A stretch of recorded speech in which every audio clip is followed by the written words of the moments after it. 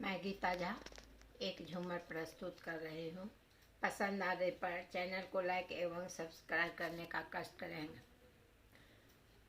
दूर नगरी हो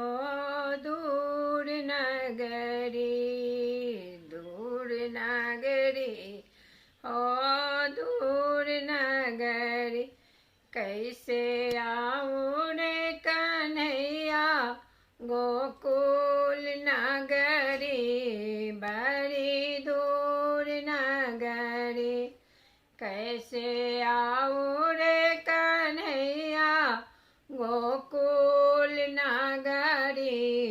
बड़ी दूर नगरी। रात के आऊं कान्हा डर मोर लागे, रात के आऊं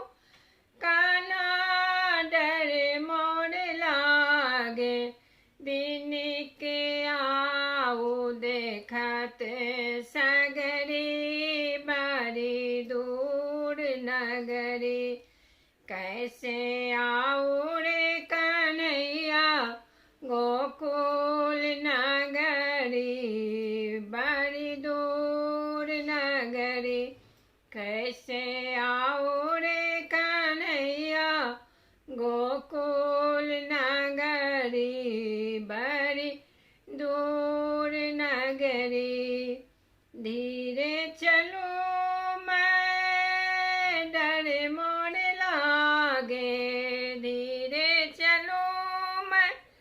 डर मोर लागे, जोरे चले तो भिजत चुंदरी, बड़ी दूर नगरी, कैसे आऊं रे कन्हैया गोकुल नगरी,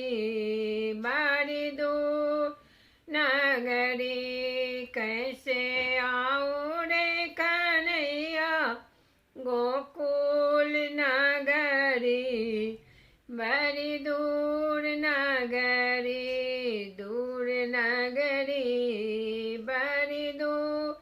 नगरी, कैसे आऊं रे कन्हैया गोकुल नगरी,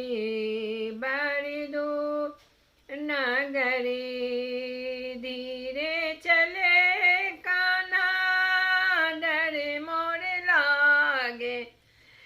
तेज चले छाल के गगरी, बड़ी दूर नगरी,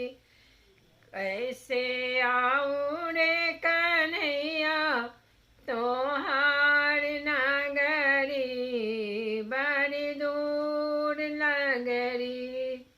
कैसे आऊं रे कन्हैया